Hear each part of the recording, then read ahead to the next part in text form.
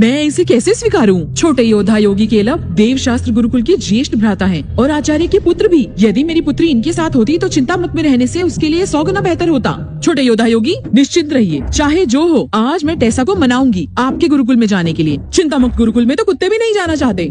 चिंता नहीं, 3 दिनों में चिंतामुक्त में नए आचार्य आएंगे। केलव जी, ये वस्तु अमूल्य है, लौटते समय किसी ने लूट लिया तो अनर्थ हो जाएगा। यदि आप हमारे साथ चलें तो बहुत अच्छा होगा, हमारी मदद हो जाएगी। क्या आप हमारी मदद नहीं करेंगे? हमारे छोटे योद्धा योगी ऊंचे कुल के हैं। आप इस योग्य नहीं कि वो आपके साथ चले। उसकी बात पर ध्यान ना दे। माता जी, मैं अवश्य आपके साथ चलूंगा। ओह, धन्यवाद। कृपया यहाँ से चलिए। कृपया यहाँ से चलिए।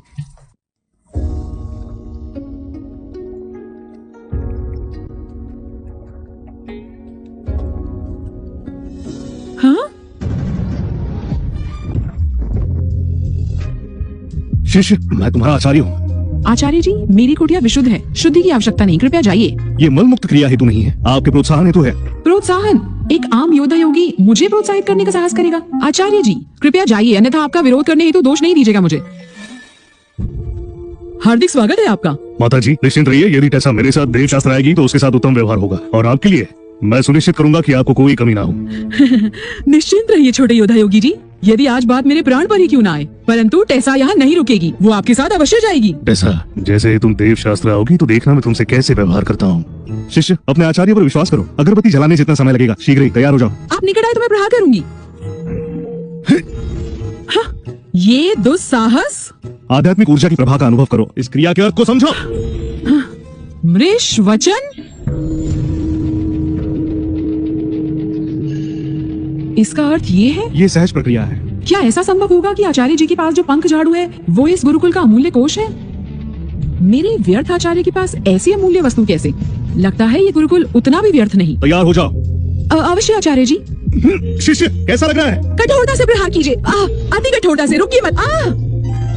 आचार्य जी, और कठोरता से। रुकिए मत आचार्य जी। आचार्य जी, ये क्या हो रहा है? केविन, मैं तुम्हारे प्राण हर लूंगा। अरे शिष्य कैलेब, तुम यहाँ क्या कर रहे हो? केविन, तुम एक आचार्य होकर मेरी प्रिय युवती पर दुष्ट दृष्टि डालते हो, आज नहीं बचोगे। ऐसा करने का दुस्साहस क्यों? तुम क्यों मुझे मजबूर कर रहे हो?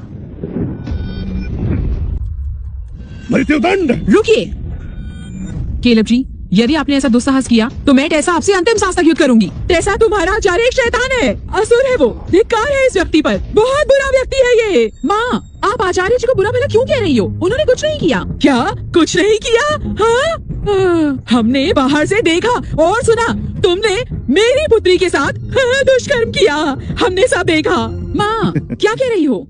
आचार्य जी पंख झाड़ू से मुझे महामार्ग दिखा रहे थे, आपने क्या सोचा? और मैं ऐसा हूँ, ऐसी वैसी युवती नहीं। और माँ सुनो, आचार्य जी की शक्ति मुझसे कम है, वो इस जीवन में मेरे स्तर तक नहीं पहुँच सकते। मेरे होने वाले पति को मुझसे अधिक शक्तिशाली होना होगा, अन्यथा वो मेरा दिल नहीं जीत सकता। तो मैं आचार्य जी को क्यों तुम चाहूंगी? लोगों ने सच में कुछ दुष्कर्म नहीं किया? कदाचित नहीं। उत्तम, अति उत्तम। छोटे योद्धा योगी जी, कृपया रुक जाइए। केविन, तुम रुको, जब मैं स्वर्णिम शक्ति प्राप्त करूंगा तो तुम्हारा वध कर दूंगा। शिष्य कैलेब, इतने क्रोधित क्यों हो? क्या तुमने बचपन में मूर्खता की औषधि खाई थी? मूर्खों के राजकुमार।